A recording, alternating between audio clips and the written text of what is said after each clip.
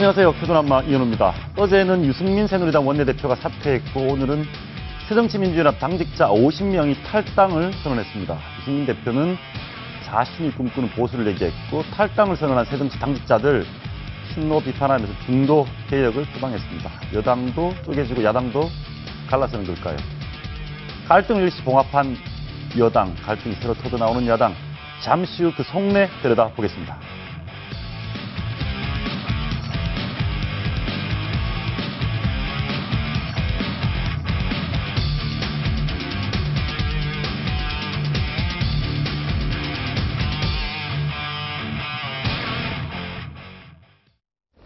유승민 전 원내대표의 사퇴를 놓고 사퇴의 변이 아니라 출전의 변이다, 이런 의견들이 있습니다. 김무성 대표가 향후 어떤 당청 관계를 이끌고 나갈지도 관심이 쏠리고 있습니다.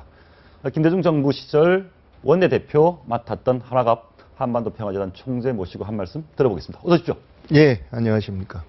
총재님께서는 그러니까 과거 원내대표, 과거 원내총무직을 직접 유승민 대표 같은 자리에 계셔 본 입장에서 유승민 대표 사퇴의 변 어떻게 보셨습니까? 예, 좀 강하더라고요. 강했다. 강한데 유승민 전 대표는 그것이 자기 소신이니까 그렇게 한 것 같은데 제가 볼 때는 내가 찢겨서 털려놨다. 결국 박근혜 대통령한테 털려놨다. 그렇지만 내가 이제 이 고만둔 형식은 박근혜 대통령의 압력이 아니고 의원총회에서 권유해서 나를 선출해준 의원총회의 권유를 받아들였다. 이런 형식을 취한 것 같아요. 그러니까 박근혜 대통령하고 대결해서 내가 진 거 아니라 의원총회의 권유를 받아들였을 뿐이다. 그래서 우리 헌법 얘기까지 나온 것 그렇죠. 같은데요. 헌법 1조이랑 민주공화국이다. 결국 헌법 1조는 그런 것 같아요. 헌법을 원용한 것은 입법, 사법, 행정, 상권 분립 사회에서 더구나 여당이 여당 대표가 따로 있고 대통령이 당원일 뿐이지 당 총재도 아닌데 의원들이 선출한 원내 총무를 대통령 마음대로 말입니다. 이래라 저래라 하고 갈아치운 이것은 있을 수 없는 거 아니냐. 이거 민주주의 원칙에 어긋난 거 아니냐. 그래서 그걸 이제 대한민국은 민주공화국이다. 그 말로 항의한 것 같아요. 한마디로 어떻게 보면 속된 말로 하면 대통령에게 한 방 먹이고 그만두신 거네요. 뭐 그렇게 볼 수도 있죠. 그러나 유승민 전 대표 입장에서는 대통령이 그렇게 한 것이 내가 설사 청와대하고 조율이 잘못돼 가지고 그런 지난번에 국회법 개정안 과정에서 공무원 연금법이 확정 지을 때 야당하고 딜한 거 그것이 잘못됐다 하더라도 그것이 이제 법적으로 따져 가지고 헌법기관에서 완전히 판결 난 것도 아닌데 행정부 자유로 해석해 가지고 그걸 나한테 이제 덮어 씌운 것에 대한 불만이 있었겠죠. 불만이 있었다. 어찌됐건 한 방은 먹였는지 어떤지 모르겠지만 굉장히 홀가분한 것 같습니다. 오늘 아침 상황 한번 보시겠습니다. 혹시 간밤에 잘 주무셨나요? 어제 회식하셨다고 들었는데 의원분하고 어떤 말씀 나누셨나요? 그건 무슨 대화네요. 그럼 앞으로 향후 계획이 어떻게 되시는지 간단히 좀 말씀해 주시죠. 천천히 생각해보죠. 이제 이거 안 오셔도 되는데. 다 끝났는데. 어제 그래도 다른 분들이 궁금한 거 아직 많아가지고. 천천히 나중에 기회가 되면. 알겠습니다. 더 이상 안 오셔도 되는데 저 앞에 앉아 있을 때도. 혹시 언론 보도에서 좀 지지율이 급상승했다는 거 보셨나요? 그만합시다. 자꾸 연장 안 오셔도 돼 진짜. 서로 편하게 합시다. 어떻게 보셨습니까? 안 와도 된다는데요. 기자들이 말입니다. 갈 필요 없으면 그냥 안 가요. 이제 오라기도 안 갑니다. 그러니까 어제 이제 그만뒀으니까 오늘까지 이제 취재하는 것은 그건 하나의 수순이죠. 근데 보니까 좀 홀가분하신 것 같기도 하고 또 어떤 면에서는 그럼 어떻게 할 거요? 내가 싫은 거 내놨다 이럴 겁니까? 그렇지 않으면 내가 말이요 더 노력해 가지고 결국 원내대표 아닌 딴 것을 내가 손에 넣고 말겠다 이런 얘기를 할 겁니까? 지금 조용히 있는 그 길밖에 없잖아요. 저녁에 김포에서 회식하면서 예. 측근들한테 이런 예. 얘기를 했습니다. 예. 총선에서 다들 잘 돼서 남기를 바란다. 예. 다음 총선에서 살아남자 이런 얘기를 측근들에게 했는데 예. 이거는 뭐 자연스러운 덕담입니까? 아니면 새로운 그건 도전이라고 봐야 됩니까? 이제 그 이번 이 파동을 계기로 해가지고 결국 우리가 찍혔으니까 요당 공천에서 학살 대상은 우리 아니냐. 그러니 우리가 공천 받기는 어려울 것 같다. 이것을 예고하는 말도 되겠지만은 또 유 원내대표하고 같이 일하든지 또는 가깝다 해가지고 이런 불이익을 받아서는 안 된다. 그러니 나는 이렇게 희생되더라도 당신들은 어떻게든지 살아나시오 하는 그런 얘기겠죠. 예. 예. 그리고 지금 당장 말입니다. 무슨 계보를 만들고 이건 어렵습니다. 제가 볼 때는. 왜 그러냐면 여당 내에서는 전에도 말했지만 큰 권력과 작은 권력이 부딪힐 때는요. 작은 권력이 속된 말로 깨지기 마련입니다. 예, 그리고 작은 권력들이 모아가지고 큰 권력을 뒷받침하는 이것이 정부와 여당의 관계예요. 예, 그렇습니다. 아, 그렇군요. 근데 뭐 또 일부에서 그런 얘기 합니다. 그러니까 예. 이승민 원내대표가 잘했던 잘못했던 그 저간의 상황에 무관하게 예. 떠날 때 조용히 가시지. 너무 예. 요란하게 떠났다. 예. 말이 셌다. 이 부분은 예. 어떻게 보십니까? 아마 그렇게 말하신 분도 계시겠지만은 본인의 입장에서는 자기 정당한 주장을 펴다 보니까 그렇게 됐겠죠. 처음부터 내가 이런 경우가 왔을 때 예. 끝까지 저항하고 말입니다. 내가 어떻게 내 몸값을 올리느냐 이런 생각하고 그런 건 아닐 겁니다. 그러겠죠. 예. 순수하게 하시겠죠. 예, 계속해서 자기 주장을 하다 보니까 여기까지 온 거죠. 예. 근데 이제 정치인이지 않습니까? 그리고 예. 여당의 원내 대표였고 예, 예. 그런 상황에서는 윤상현 의원 같은 경우는 예. 비판을 좀 했는데 예. 저 윤상현 의원 말이 다 맞다고는 못하겠지만 예. 동료들이 피땀 흘려 만든 우물에 침을 뱉고 돌아섰다. 저 말은 좀 과하긴 합니다. 그런데 어찌됐건 뭔가 너무 요란하게 떠난 거 아니냐 이런 예. 비판. 정치인 예. 개인은 그렇게 할 수 있는데 정치인은 어떻습니까? 아마 이 개파 관계에 관련이 안 됐다면은 윤상현 의원 같은 윤상현 의원도 젠틀맨인데 예. 저런 표현은 안 했을 겁니다만은 우리도요 이 계보 정치 대립해 가지고 얘기하다 보면 어떻게 하면 말입니다 좀 이 앙칼진 표현으로 말이지 상대방을 좀 곤란하게 만들까 이런 연구하고 표현 많이 합니다. 과거에 예. 우리 정치할 때도 예. 그렇기 때문에 지금은 많이 순화됐지만은 박 대통령의 주변 사람으로서는 저런 얘기 할 수 있죠. 네. 이런 질문 드리면 어떨지 모르겠습니다. 예. 총재님께서 예. 여당의 원내 예. 총무, 지금은 대표를 하셨으니까 예. 만약에 총재님이 유승민 전 대표 입장이셨다면 뭐 예. 저간의 사정이 어찌됐건 예. 대통령께서 이렇게 나가줬으면 했고 네. 13일 버티다가 떠나셨다. 어떻게 떠나셨을 것 같습니까? 우리 경우는 그때만 하더라도요, 이렇게 버틸 수가 없죠. 왜 그러냐면, 우리 평생 말입니다. 우리가 바라는 것이 우리 일생을 희생해서라도 어떻게 하면 이 김대중 대통령을 대통령 만들어가지고 좋은 정치를 펼 것이냐. 이것이 우리 이 출발 때부터 우리 사명이었습니다.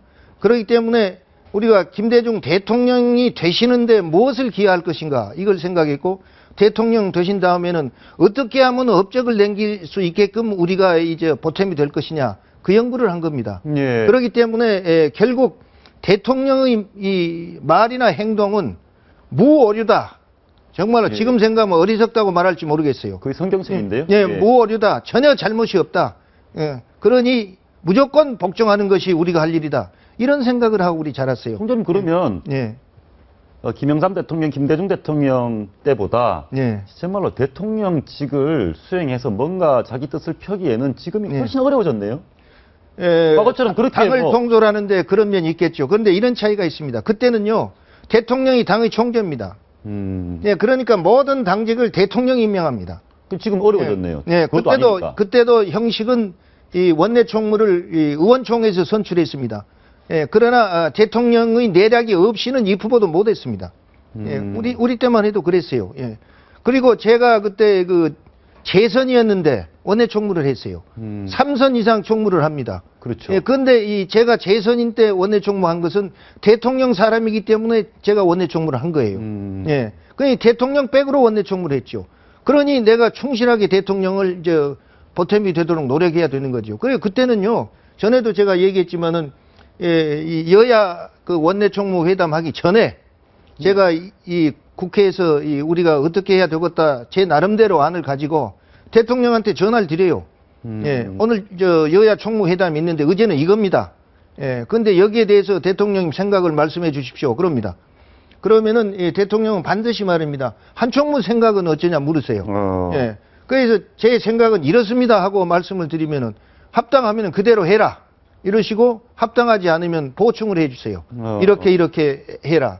그러니까 저는요 그 전화 한 통화로 대통령 지령을 받은 거요. 예, 그러니까 그거 충실히 수행하는 그런 입장이 된 거죠. 총장님 예. 말씀 들어보니까 예. 뭐 조금 더 민주적으로 바뀌었는지 모르겠지만 대통령이 당을 장악하다거나 정책을 펴기에는 좀 어려워진 건 사실이네요. 마음대로 그렇죠. 못하니까 지금은요 이 당권 대권 분리해 가지고 말이죠. 예. 대통령이 당원일 뿐이지 당 총재도 아니지 않습니까? 그러나 다만 대통령이 여당 대표보다 그래도 힘이 세다는 권력을 가졌기 때문에 그러고 여당은 대통령의 업적을 가지고 국민들한테 홍보해서 표를 얻습니다. 예, 그러니까 대통령이 당 총재가 아니더라도 대통령하고 등져 가지고는 당이 대통령을 팔아먹기에 말입니다. 지장이 있는 거 아닙니까? 그러네요. 예. 예. 그러니까 자연 통솔이 되는 거죠. 지금 어찌됐건 뭔가 약간 파열음이 있고 예. 일단락이 됐는데 그러면 실제말로 대통령 역할을 하기가 참 힘들어졌는데 예. 다음 원내 총무는 뭐 원유철 뭐 카드도 나오는데 뭐 원유철 의원 비박이지만 뭐 친박에서 거부감 별로 없다 이런 얘기도 있고 아니면 지금 이렇게 어려워졌으니까 아예 친박이 원내 총무를 해야 됩니까? 원내 대표를? 예. 다음 누가 해야 됩니까? 그건 당에서 결정하겠죠. 당에서 결정하지만은 지금 이런 그 원내 총무 파동을 계기로 해가지고 답이 나온다면은 청와대하고 당하고 예. 결국 조율이 잘 될 수 있는 사람이 원내 이 사령탑이 되는 이것이 결국 윈윈하는 그런 전략이 되겠죠. 예, 그런 것 같습니다. 김무성 대표는 이번 과정에서 어떻게 보셨습니까? 좀 처음에는 뭐 같이 간다, 뭐 아니다 했다가 왔다 갔다 하는 신중한 건지 왔다 갔다 한 건지 잘 모르겠어요. 예, 여당 대표는 그렇습니다. 자기 주장이 있더라도요, 그걸 펴기가 어려운 때가 있습니다. 대통령 생각하고 틀리면, 이것이 당정 불협화음으로 나타나 가지고요, 국민들한테 좋지 않은 인상을 줄 수가 있어요. 그리고 대통령 생각하고 틀린 걸 주장하다 보면은 이 청와대나 대통령 주변으로부터 핀잔을 받게 됩니다. 예. 그렇기 때문에 말하기 전에 내가 이 말을 하면은 반응이 어떻게 올 것이냐 이걸 생각 안 할 수가 없어요. 그러니까 어떻게 보면은 자기 소신이 없을 때가 있는 거예요. 그렇게 보이지만은 그럼에도 불구하고 이 당청 관계를 부드럽게 남기기 위해서 고심한 그런 흔적이 보이더라고요. 그리고 이런 게 있습니다.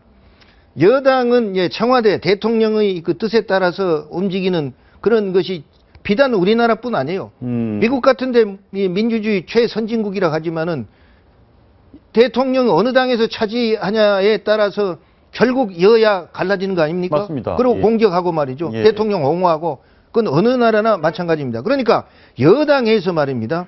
바로 이 대통령한테 충실했던 요즘 같으면 친박. 예. 미안하지만 이런 분들 중에서 박근혜 대통령의 뒤를 이은 사람이 나오기가 어렵습니다. 저는 그렇게 봐요. 왜 그러냐면 대통령이 업적을 남기도록 그 힘을 보태는데 노력해야지.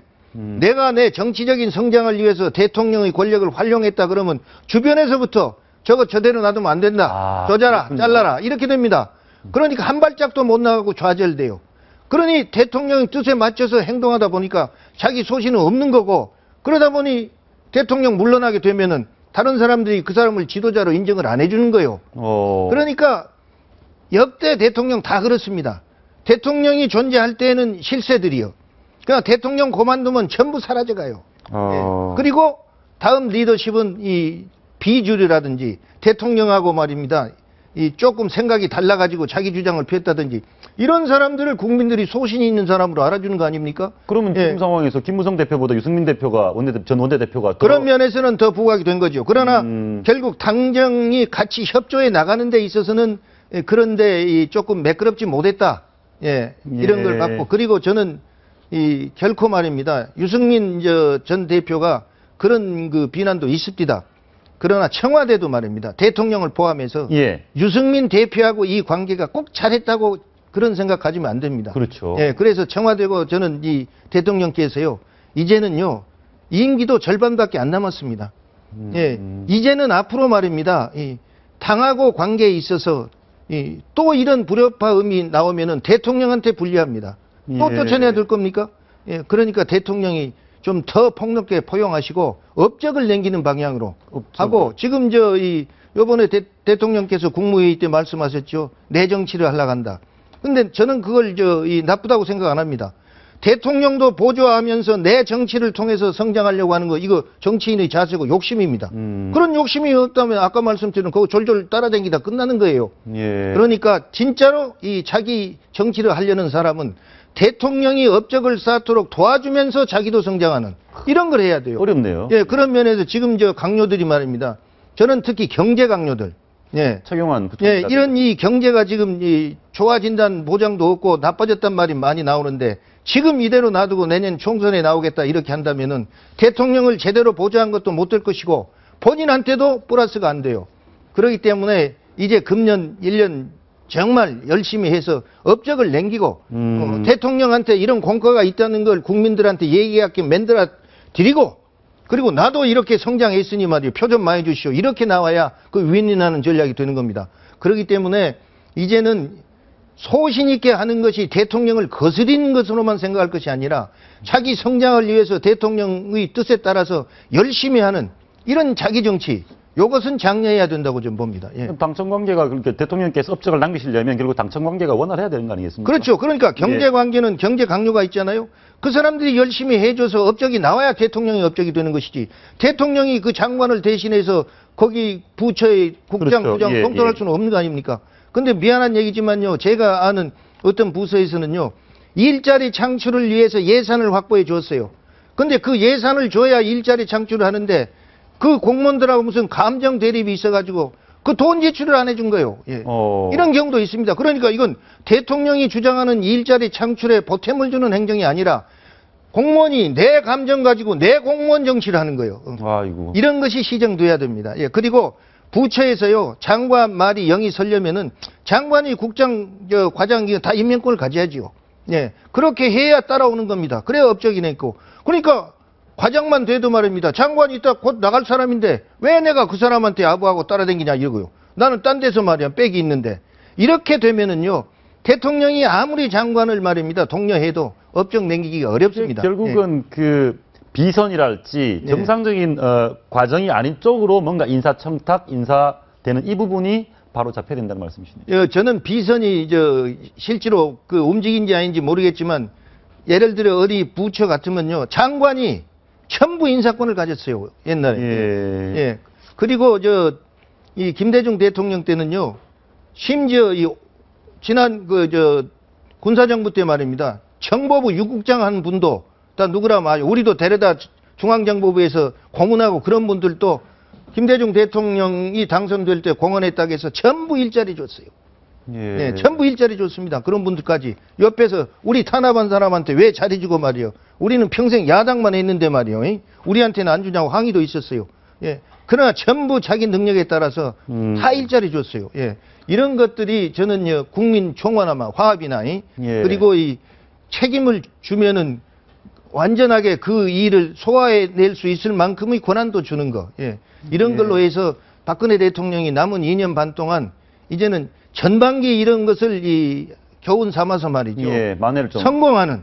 성공하는 그런 대통령으로서 새 출발이 되길 좀 바랍니다. 예, 이번에 김무성 대표와 청와대 가서 대통령 또 만나신다는 얘기도 있고 합니다. 이번에 이제. 이건 만난 것은요, 자연스러운 겁니다. 예. 지난번에 제가 그랬죠. 그 대통령이 남미 순방 가시기 전에 그 이완구 총리 문제로 여당 대표 만났잖아요. 예. 얼마나 보기 좋습니까? 그것이 말입니다. 당정 협의하는 모습입니다. 예. 그리고 오바마는 말입니다. 야당 이 간부들 전화하고 말입니다. 이 부시 대통령 때는 매주 백악관에서요. 야당 원내 총무, 상원입니다. 상원 야당 원내 총무, 상원 여당 원내 총무, 부통령, 하원 의장, 예. 대통령, 이 5이 미국을 움직인 사람들이 아침 먹으면서 회의를 했습니다. 그럼 야당이 말입니다. 부시 대통령 정책에 찬성하고 싶지 않으면 오늘 아침에 부시 대통령이 이런 안을 제시했는데 우리 야당은 반대다 하고 나와서 반대한다 해요. 그래도 다음 주일 화요일 아침 시간 되면 그 사람 불러요. 예. 또 밥 주고. 그랬습니다. 예. 우리가 이런 걸 보기를 이 국민은 원하는 겁니다. 예. 예. 여당은 어떻습니까? 여당 내는 이번에 뭐 일단 갈등이 봉합이 된 겁니까? 아니면 더 여당의 권력의 겉으로는 봉합이 됐죠. 예. 예, 그러나 언제 또 이런 것이 터질지 모르겠는데, 왜냐하면 내년 선거가 있기 때문에 그렇습니다.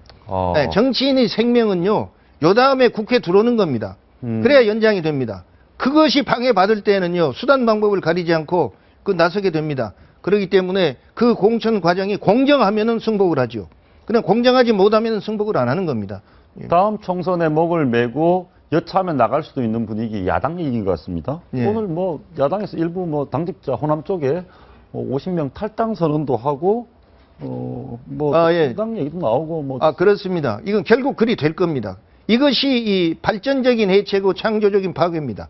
예, 그리고 오늘 그런 게 나온 것은 지금 그렇잖아요. 무슨 이 화산 폭발할 때도 그 전에 이 뭐라 할까 미리 좀 용암도 끌고 하죠. 예. 무슨 여진이 있습니다. 예. 그리 암시하는 거예요. 예. 그리고 이것은 앞으로 더 큰 이 폭발이 온다. 이걸 보여주는 것이기 때문에 이건 수순이라고 보고 저는 그렇게 하는 것이 한국 정치 발전에 도움이 된다고 생각합니다. 새정치민주연합이 나눠지는 게 각자 성격에 따라서 분당이 되는 쪼개지는 게 정치 발전에 오히려 더 낫다. 예, 저는 그렇게 보고 있어요. 예. 그 과정에서 지금 야당이 그런 현안들이 많은데 이번에 유승민 사태를 보면서 청와대를 향해서 굉장히 이제 조롱 정치라고 할까요? 그러니까 야당은요. 예. 과거에 이 야당이 어떻게 대여 관계했다는 거 생각 못 합니다. 또 그리고 지금 야당이 여당이었을 때 어떻게 했다는 건 다 잊어버렸어요. 예, 그러니까 자기네들이 여당이었을 때 야당으로부터 비난받았던 얘기를 그대로 써먹어요. 그리고 야당은 여당을 비난하는 걸 업으로 하고 우리 야당 그렇게 지금 시간 보내고 있잖아요. 그 바람직한 거 아니지 않습니까? 아니죠. 그러나 그것이 언제든지 있어 왔었기 때문에 여당에서는 야당이 그렇게 떠든다고 귀 기울이고 말입니다. 뭐 신경 쓸 거 없어요. 우리 할 일 하면 되는 거예요. 문재인 대표가 그러면 어떻게 비난을 했는지 한번 들어보시겠습니다. 대통령이 여당 원내대표를 쫓아내는 모습은 참으로 보기 민망하고 서글픕니다. 원인은 박근혜 대통령입니다. 대통령의 오만과 독선이 빚어낸 결과입니다. 청와대 출장소로 전락한 새누리당도 민망하기가 마찬가지입니다. 저는요, 출장소란 말 쓰는데요. 여당은 청와대 출장소일 수 있습니다. 예. 대통령의 업적을 남기기 위해서 업적이 있어야 선거에 표를 얻을 수 있으니까 출장소 노릇을 해야죠. 안 그렇습니까? 예. 그리고 지금 문재인 대표 하는 얘기는요. 박근혜 대통령을 지금 비난하는데 그건 자기 비난하는 거예요. 지난번에 총선 끝나고 자기가 그만뒀으면 지금 분당 얘기 나옵니까?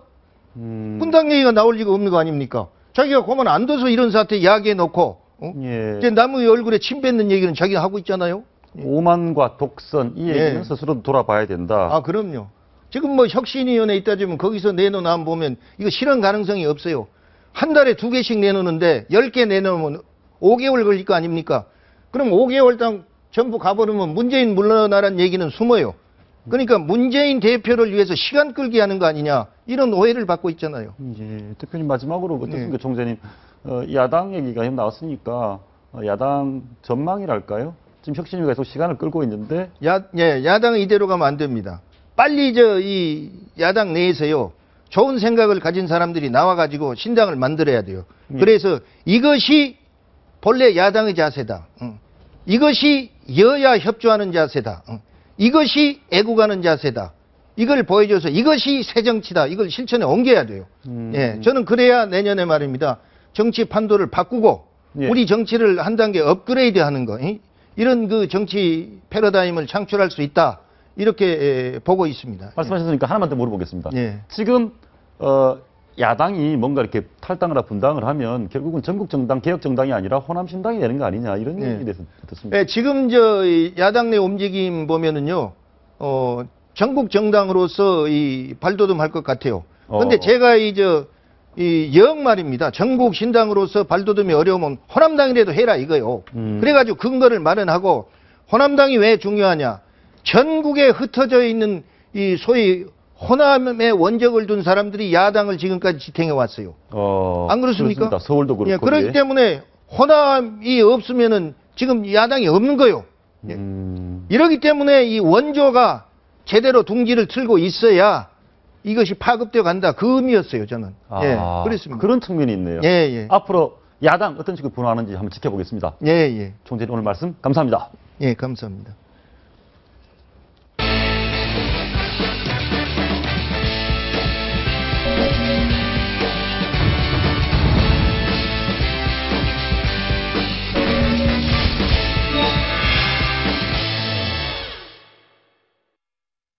오늘 탈당을 선언한 새정치민주연합의 실무 당직자 50명은 향후 2, 3차 탈당도 있을 것이라고 예고했습니다. 그러나 새정치 지도부는 태연한 모습입니다. 과연 태연해도 괜찮은 건지 정치부 조수진 차장과 자세한 얘기 나눠보겠습니다. 어서 오십시오. 네, 안녕하십니까. 먼저 유승민 전 대표 얘기를 두고 새정치민주연합에서 반발이 아니죠. 비판을 굉장히 많이 했습니다. 예, 비판한 얘기들 몇 가지만 한번 들어볼까요? 예, 한번 들어보시겠습니다. 이어서 사냥감을 물어 뜯고 있는 한편에 동물의 왕국을 보는 듯 합니다. 여왕님의 분노와 한이 때아닌 5개월에 새누리의 서리발을 내렸습니다. 그 서리로 꽁꽁 얼어버린 버드나무 가지가 부러져 버렸습니다. 이것은 천재지변이 아닙니다. 인재였습니다. 재앙이었습니다. 집단 따돌림이었습니다. 보시면 저 내용 말고도 굉장히 화려한 비판하는 굉장히 언어적 수사가 많았습니다. 네. 지금 야당 내 분위기는 어떻습니까? 네, 당연히 이번에 그 유승민 전 원내대표 이게 어떻게 보면 대통령의 한마디 말 때문에 어떻게 보면 결과적으로 나갔기 때문에 제1야당으로서는 당연히 비판을 해야죠. 예. 그런데 비판을 하더라도 이 단어라든지 표현을 굉장히 신중해야 되는데 조금 전에 들으셨던 강동원 의원의 경우에는 예. 대통령 탄핵까지도 거론을 했다는 게 문제입니다. 네, 탄핵. 조금 전에 나오진 않았는데요.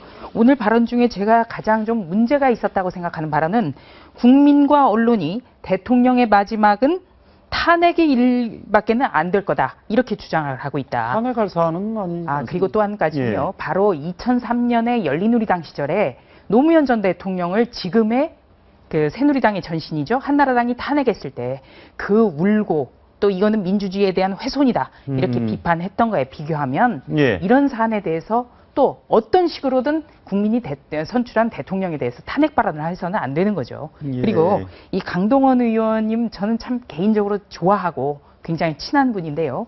오늘 그 유승민 의원에 대한 그 비유도 좀 적절치가 않았습니다.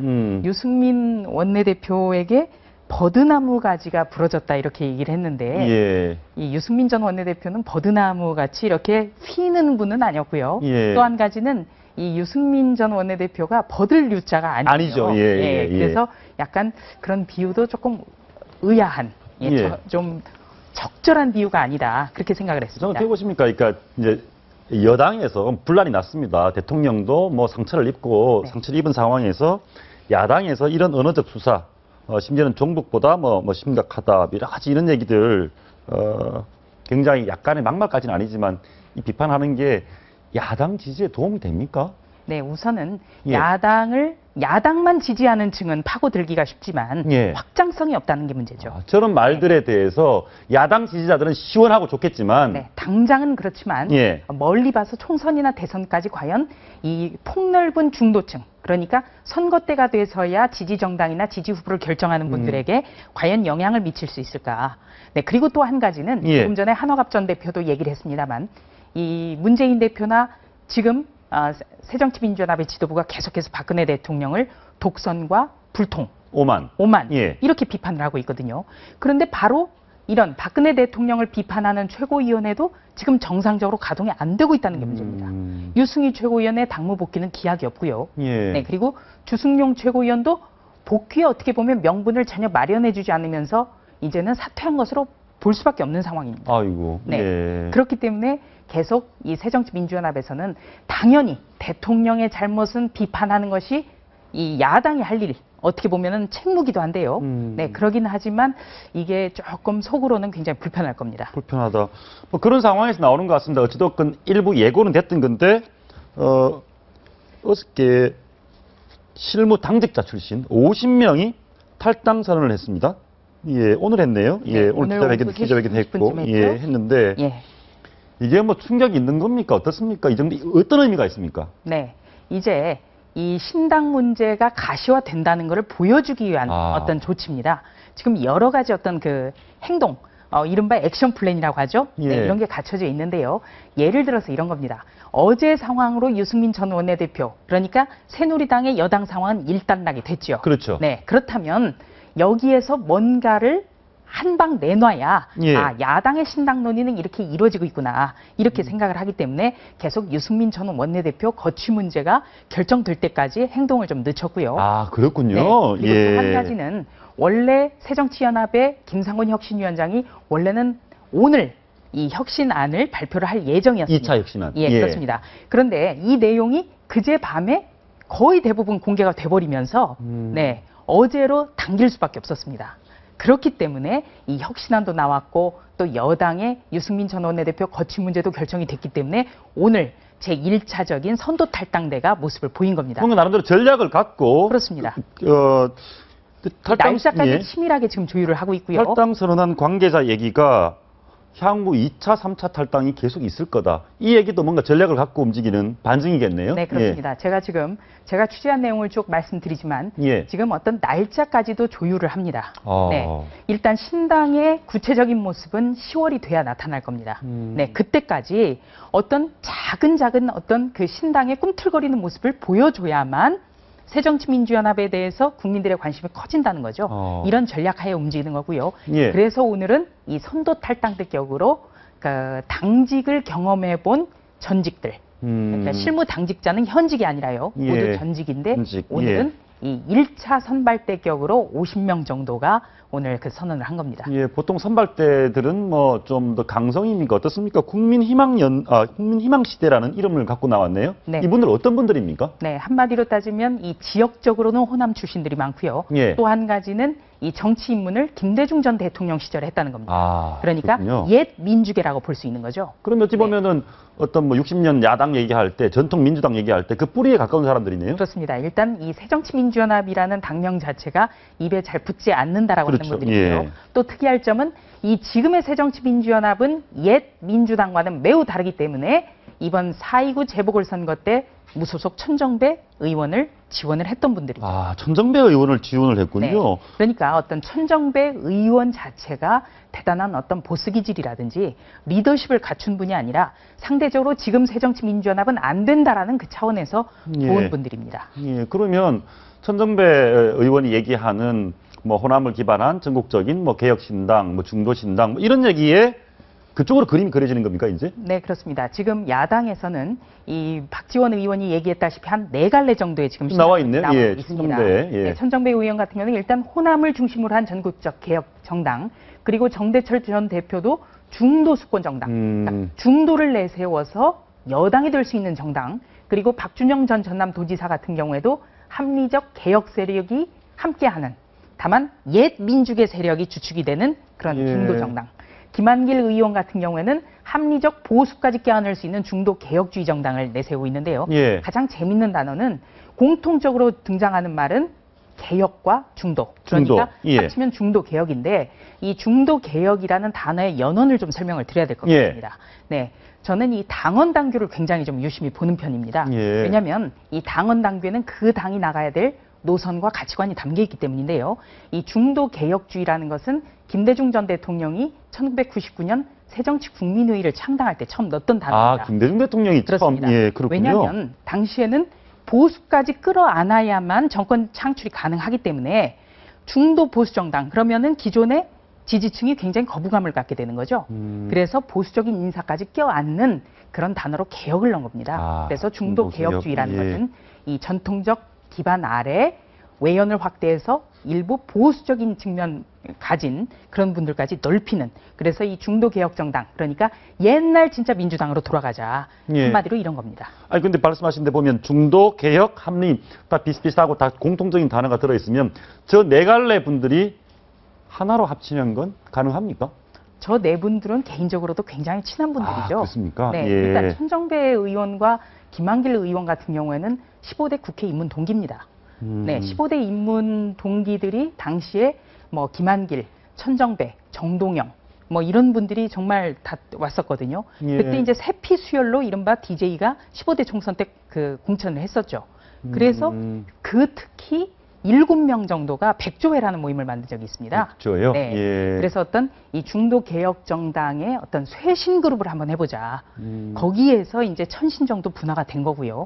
네, 지금의 어떻게 보면 야당의 가장 대표적인 인사들은 15대 국회 때 들어와서 함께 백조 모임을 했었던 그런 분들로 기억하시면 됩니다. 도처장 보시기에는 결국 저 네 갈래를 기반으로 합쳐져서 신당이 만들어질 거다. 이렇게 보시는 게 맞겠네요. 일단 지금 새정치민주연합 내부에서는 이 신당으로 가야 된다라는 분들, 그러니까 한마디로 지금 문재인 대표 체제의 새정치민주연합으로는 안 된다. 이런 분들이 호남 출신들이 되게 많고 예. 또 한 가지는 중도주의, 그러니까 지금의 친노 강경파는 안 된다. 네. 그런데 지금 친노 강경파가 변화의 움직임이 없기 때문에 그렇다면 나갈 수밖에 없는 것 아니냐. 이런 공감대는 지금 갖춰져 있는 예. 거죠. 다만 그 모습이 어떻게 보면은 큰 지도자가 없기 때문에 한꺼번에 몽땅 나가는 그런 구조는 못 된다는 겁니다. 예. 그러니까 조금씩 예전에 열린우리당 해체 과정에서 보면 김한길 전 대표가 한 30여 명을 끌고 미리 가서 이제 그 중도 개혁 정당을 만들었었고요. 또 그리고 나서 20여 명이 또 천정배 의원을 그 필두로 해서 또 나가고 이런 모습이었거든요. 예. 아마 그때와 지금 좀 비슷한 것 아닌가 그렇게 탈당해서 생각합니다. 신당 만드는데도 절차와 법칙이 있는 것 같습니다. 그렇습니다. 박지원 의원은 절대 뭐 신당 나가면 안 된다. 내가 왜 나가냐 이런 말씀하셨는데 탈당 자체는 너무나 예정돼 있었던 것이다. 이런 얘기를 했습니다. 한번 들어보시겠습니다. 이 새정치민주연합이 크건 작건 분당이 되는 것은 저는 상수로 보고 있습니다. 처음에 제가 얘기할 때는 전부 반신반의하고 오히려 그게 막말이고 분열 아니냐. 또 뭐 박지원이 무슨 이상한 소리 한다라고 했지만은 지금은 현실화되고 그 움직임이 가시화되기 때문에 이제 우리도 피부로 느끼고 있을 겁니다. 박지원 의원께서는 뭐 정치 구단이시고 말씀을 들어보면 행간에 무슨 의미가 많은 것 같습니다. 노골적으로 본인이 탈당하겠다는 얘기는 한 번도 한 적이 없는데 말씀이 항상 가능성이 열려 있다. 어떻게 보셨습니까? 많은 의원들이 가능성이 열려 있다고 보는 겁니다. 왜냐하면 이 신당 창당이 참 쉽지 않은 과정이고 예. 집 나가면 춥고 배고픕니다. 그렇죠. 그리고 지금은 신당 창당에 필요한 돈을 가진 어떤 그 재력가도 없고요. 그렇기 때문에 가급적이면 지금 있는 정당에서 본인들이 추구하는 방향으로 리모델링하는 게 가장 좋은 거죠. 그렇죠. 네, 예. 그렇기 때문에 계속 이렇게 변하지 않으면 나갈 수 있다라는 압박을 계속 가하고 있는 겁니다. 네. 리모델링 안 되지 않습니까 지금? 그러니까 이제 점점 더 박지원 의원의 발언만 하더라도 좀 변화가 있지 않습니까? 수위가 조금씩. 네, 예. 그래서 오늘 같은 경우는 이제 신당은 상수다. 어제, 오늘 계속해서 그 얘기를 하고 있습니다. 신당은 상수다. 예, 알겠습니다. 그런데 지금 뭐 이런 상황인데 뭐 시차를 두고 탈당하는 날짜까지 의논을 해서 꾸준히 탈당을 감행하는 상황인데 새정치연합 지도부 주류 쪽에서는 아무 반응이 없네요. 별로 뭐 평가절하는 것 같습니다.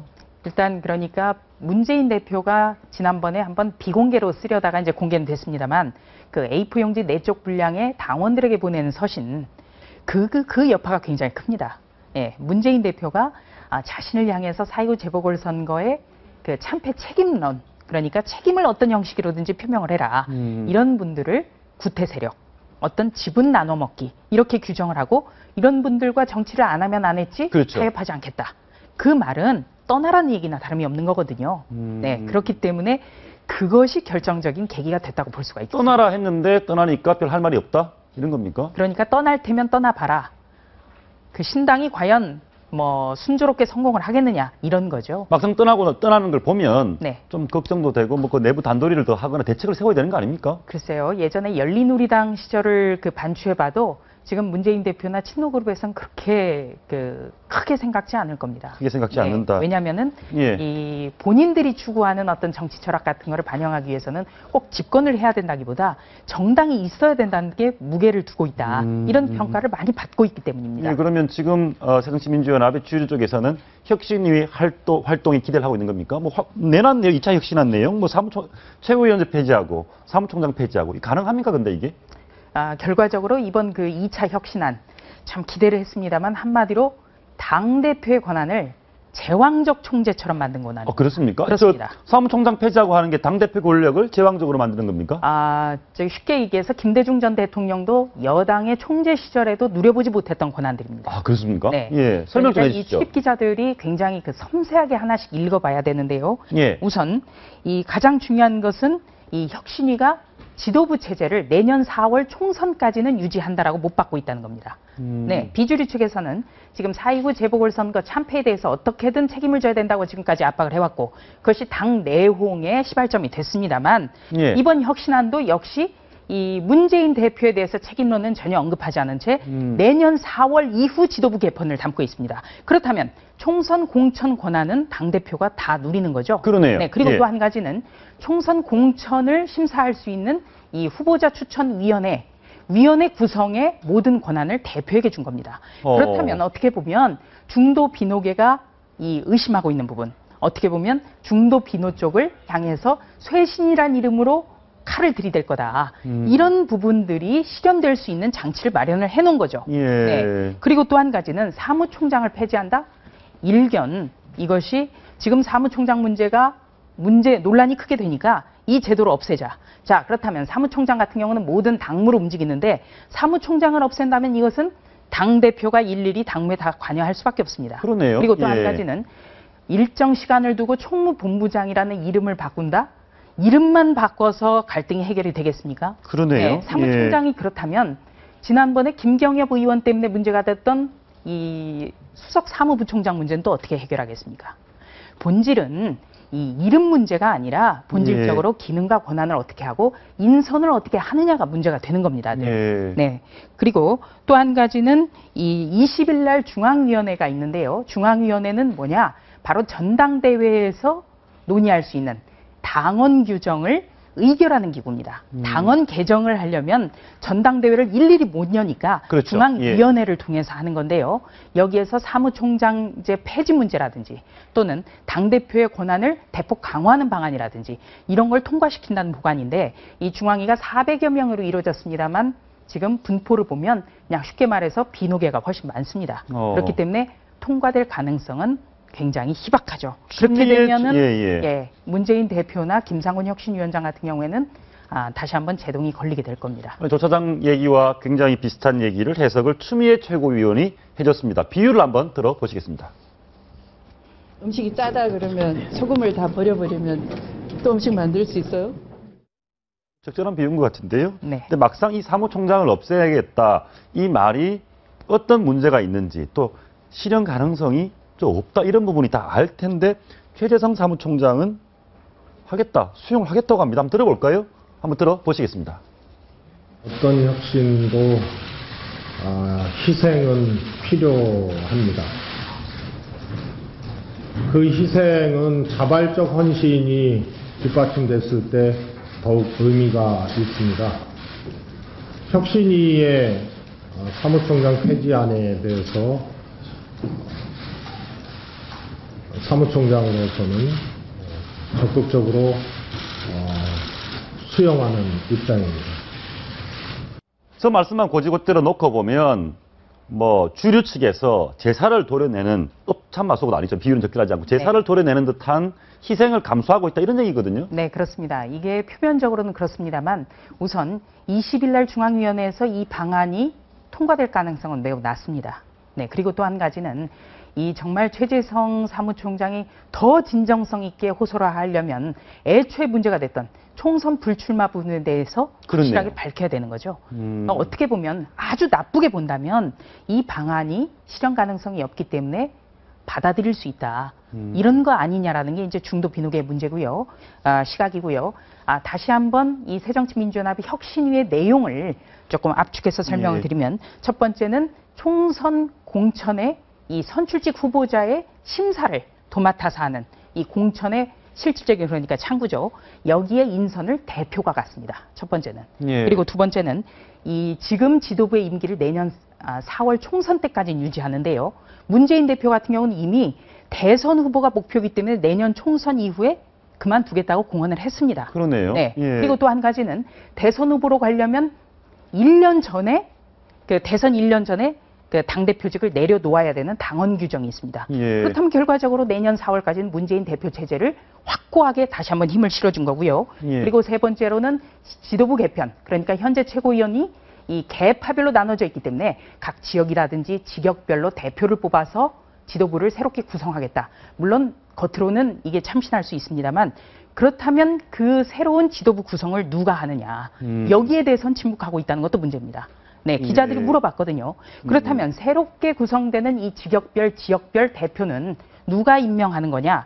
거기에 대해서는 아직 논의하지 않았다. 이렇게 얘기했습니다. 예, 마지막으로 짧게 하나 더 물어보겠습니다. 김상곤 혁신위원장이 문재인 대표 눈치를 보는 겁니까? 아니면 뭐 본인이 실권을 너무 별로 지원을 못 받는 겁니까? 김상곤 위원장의 입장은 뭡니까? 일단 그 문재인 대표와 김상곤 그 위원장은 한마디로 순방치 않의 관계다. 저는 그렇게 봅니다. 예, 왜냐하면 계속해서 문재인 대표의 책임론을 제기하는 측에 대해서 문재인 대표는 그 책임론 없이도 이길 수 있는 정당을 위해서 혁신위를 발족시키겠다. 이렇게 얘기를 했거든요. 예. 그리고 김상곤 위원장을 임명을 했습니다. 그렇다면 아주 단적으로만 본다면 이 김상곤 혁신위원장 체제가 문재인 대표 체제를 유지하는 하나의 수단이 되고 있는 거죠. 네. 그렇기 때문에 둘 다 함께 갈 수밖에 없는 구조인 겁니다. 알겠습니다. 두 굴러가는 것이 어떤 당의 결과를 초래할 때는 좀 지켜봐야 되겠습니다. 오늘 말씀 고맙습니다. 네.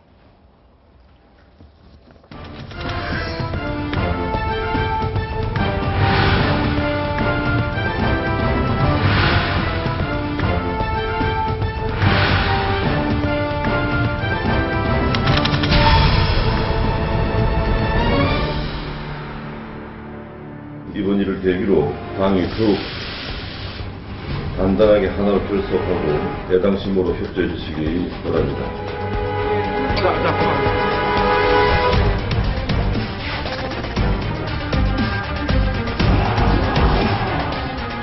더 이상 원내대표가 아니어도 꿈을 이루기 위한 길로 계속 가겠습니다.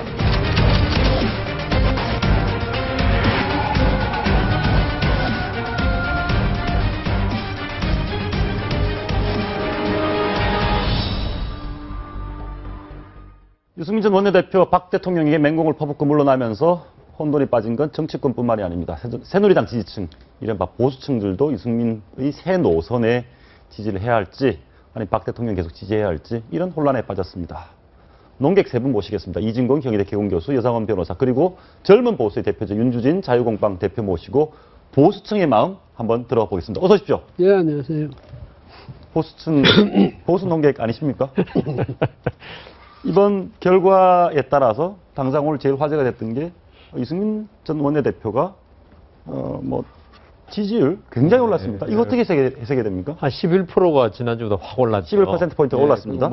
우리가 흔히 말하는 그 이벤트 효과가 이번 전당대회 이런 건 아니지만 한 10여일 동안 언론에 가장 많이 이름이 오르내린 게 유승민 전 원내대표가 아닐까 그런 생각이 들고 또 그러면서 이 경북 대구에서는 조금 지지율이 문제가 있었지만은 전국적으로 특히 수도권에서 유승민 전 대표에 대한 지지가 많이 올랐다. 그러니까 그러면서 지금 유승민 전 대표가 어제 발표하면서 나 내 길을 가겠다. 계속 그랬는데요. 저는 근데 그게 지금 많은 분들이 대권 주자 이러시는데 저는 아직 그것까지는 아니다. 그렇게 생각합니다. 이런 거 어떻습니까? 지금 보면 이제 그 지지하시는 분 상당수가 기존 보수층, 기존 여당 지지층보다는 아닌 쪽에서 더 인기가 많이 높아졌습니다. 그 말은 저 지지가 거품일 수 있다 이런 뜻 아니겠습니까?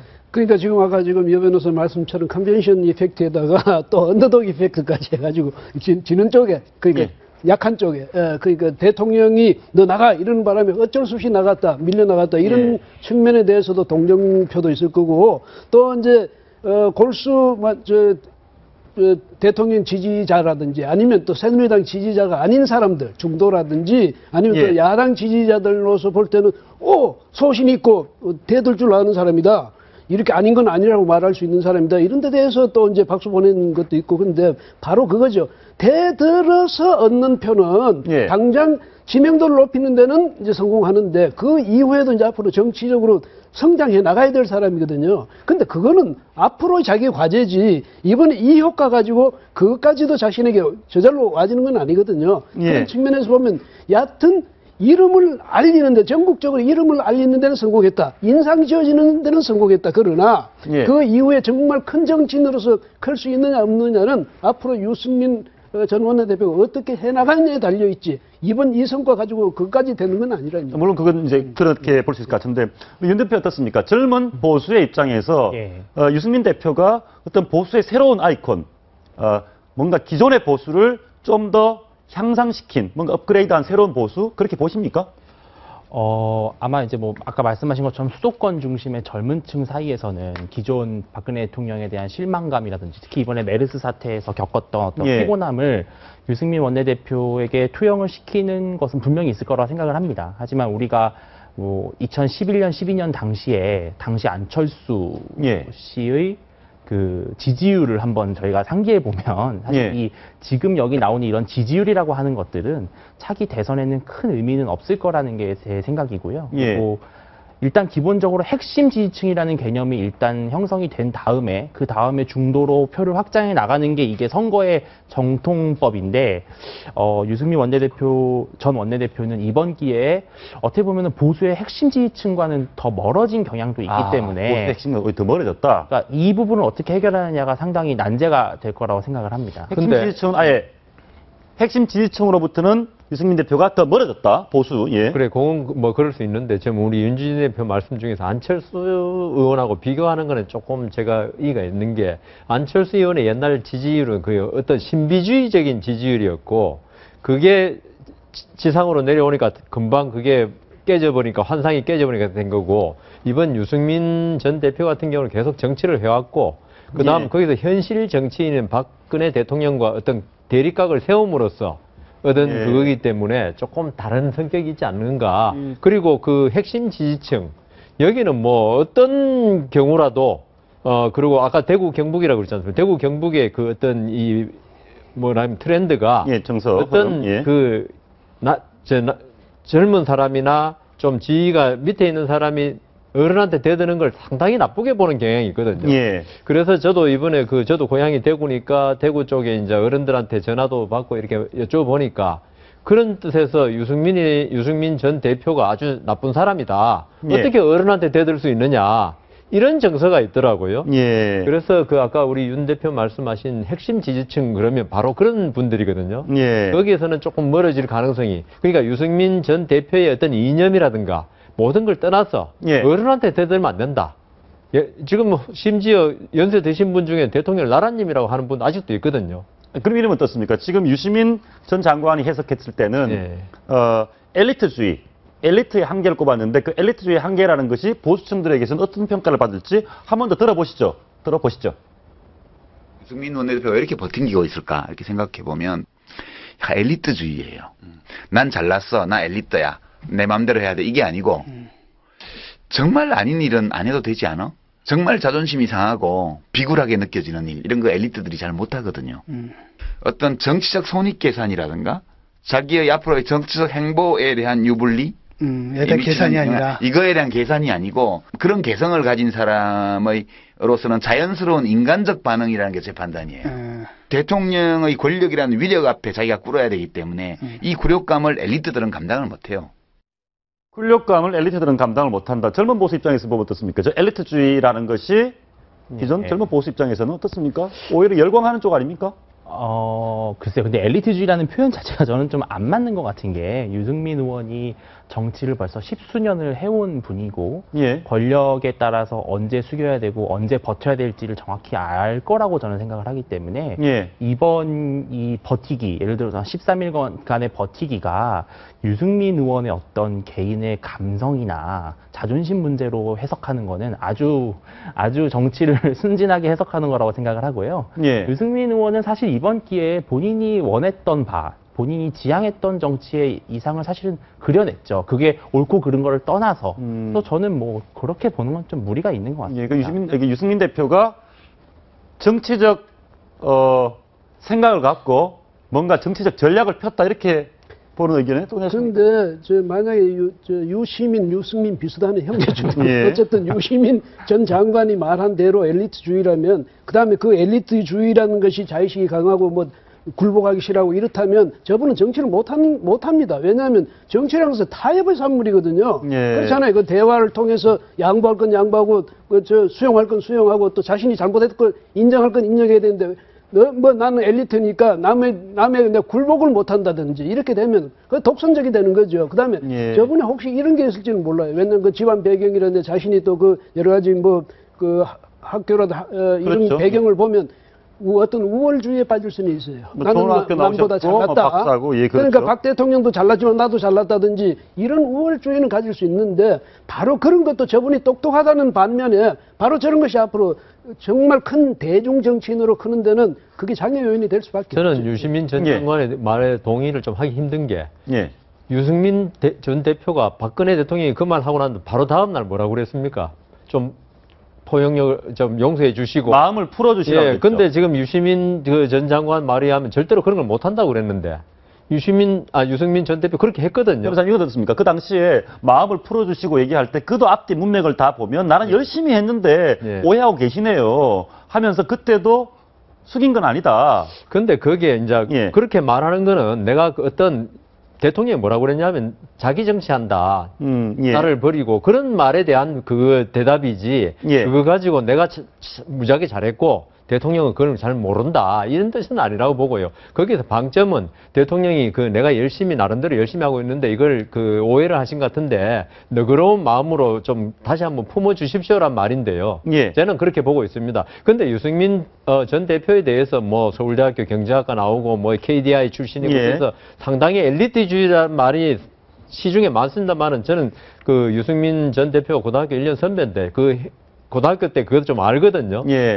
공부만 하는 모범생 스타일이 아닙니다, 사실. 유승민 전 대표는 이렇게 좀 어떻게 보면 불량 서클 학생들하고도 교류를 할 정도로 공부를 잘하면서도 그럴 정도로 조금 오픈 마인드가 돼 있는 사람이었거든요. 그래서 아까 우리 윤주진 대표 말씀대로 저는 유승민 전 대표가 엘리트주의에 젖어가지고 이번에 이런 일을 했다. 이렇게는 안 봅니다. 알겠습니다. 이번에 대응에 대해서 그렇게 유시민 전 장관이 보는 그런 시각도 있다는 걸 말씀드렸고요. 그러면 보다 근본적인 한번 짚어보겠습니다. 유승민 대표가 들고 나온 게 어찌 보면 새로운 보수입니다. 그런데 그 보수를 따뜻한 보수 이런 말을 썼습니다. 근데요, 이 합리적 보수, 따뜻한 보수 말 썼죠. 근데 그것이 2004년 5월 달에 노무현 대통령이 연세대학 가서 특강할 때 나온 이야기예요. 뭐냐면 여러분 합리적 보수, 따뜻한 보수, 별로의 보수 다 이야기해도 보수는 변하지 말자는 것이다. 그 다음에 거기에 비해서 진보는 더불어 살자는 것이다. 이렇게 단정하고 아주 규정한 바가 있어요. 근데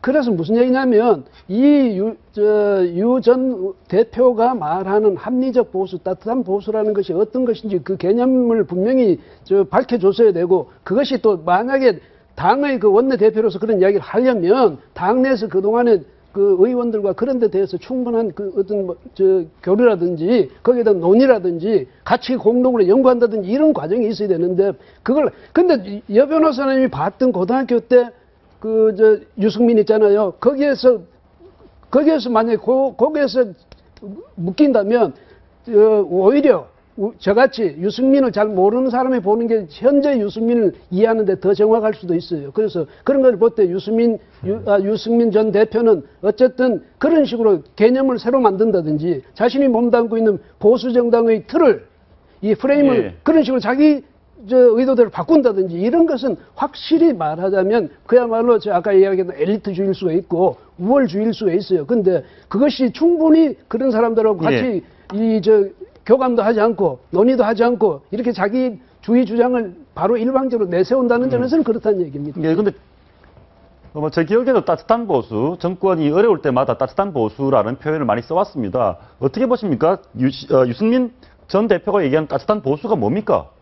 제가 볼 때는 보수라는 건 이제 기본적으로 보수는 보수지 따뜻한 보수는 뭡니까? 그러니까 보수라는 거는 시장 경제 질서를 갖다가 맡겨놓죠. 정부가 개입하지 예. 말고 그래가지고 열심히 노력하는 사람 잘 살고 그 다음 노력하지 않는 사람은 굶어야 한다는 게 바로 보수거든요.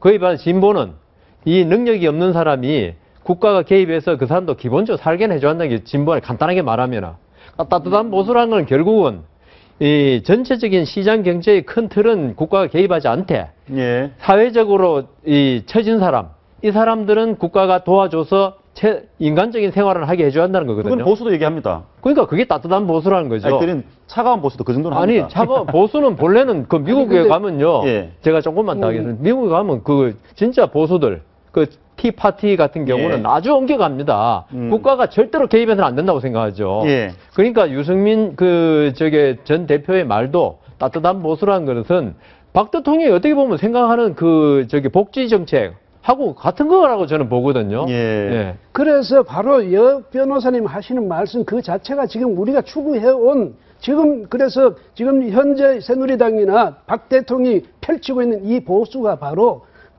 지금 여 변호사님이 개념 규정하는 그 보수입니다. 이 보수가. 그 다음에 과거의 그 보수라든가 진보라든가 그 구분하던 그 전통적인 구분 방식에서는 지금은 엄청스러운 변화가 있었거든요. 그럼 무슨 얘기냐면 고르바초프가 그 페레스트로이카 이야기할 때 그때 인간의 모습을 한 사회주의를 이야기했어요. 예. 그럼 마찬가지 아닙니까? 진보는 지금 본래 따뜻했던 게 아니죠. 진보도 보니까 그런 사회주의 국가에서는 아직 그 국가 관료 체제라든지 그렇죠. 이런 것 때문에 굉장히 비인간적인 체제였다. 그런데 지금 이제 여 변호사님 말씀처럼 자본주의도 그런 비인간적인 그런 면모를 인간적인 면모로 바꾸자는 건데 그건 이미 우리가 추구해와서 지금 여기 와서 우리가 박 대통령이 추구하는 바도 그렇고 또 지금 현재 우리가 보수를 할 때는 과거의 그런 보수하고는 전혀 다른 보수가 돼 있다는 그러니까 결국은 이제 그 사람의 생각, 따뜻한 보수가 어떤 걸 뜻하는지 알려면 과거에 쭉 언급했던 것들을 좀 보면 될 텐데, 과거에 이제 재벌 정책에 대해서는 약간 반재벌적인 게 좀 있었고요. 그리고, 일부 안보 문제에 있어서는 또 좀 다른 색깔이 있었고, 증세 없는 복지 없다 이런 부분도 있었고, 기존의 보수층에서 생각하는 기존 보수보다는 뭔가 조금은 다른, 어떻게 보셨습니까? 그러니까 유승민 의원은 사실 아주 스마트한 전략을 쓴 겁니다. 그러니까 우리나라 국민들이 이 안보 문제, 특히 종북 문제나 안보 문제, 북한 문제에 대해서는 대체적으로 상당히 보수적인 성향을 드러내고 있습니다. 예. 그렇지만 경제 문제에서는 사실 이 경계가 애매합니다. 경제 문제는 오히려 또 진보적일 수도 있죠, 우리나라 그렇죠. 사람들. 예. 또 이제 뭐 대기업에 대한 그런 불만 이런 것들을 뭐 인정할 수밖에 없는 국민의 여론인데요. 영국의 이번에 데이비드 캐머런 총리가 보수당이 예상을 뒤엎고 단독 정부를 수립할 수 있을 정도의 압승을 거뒀습니다. 예.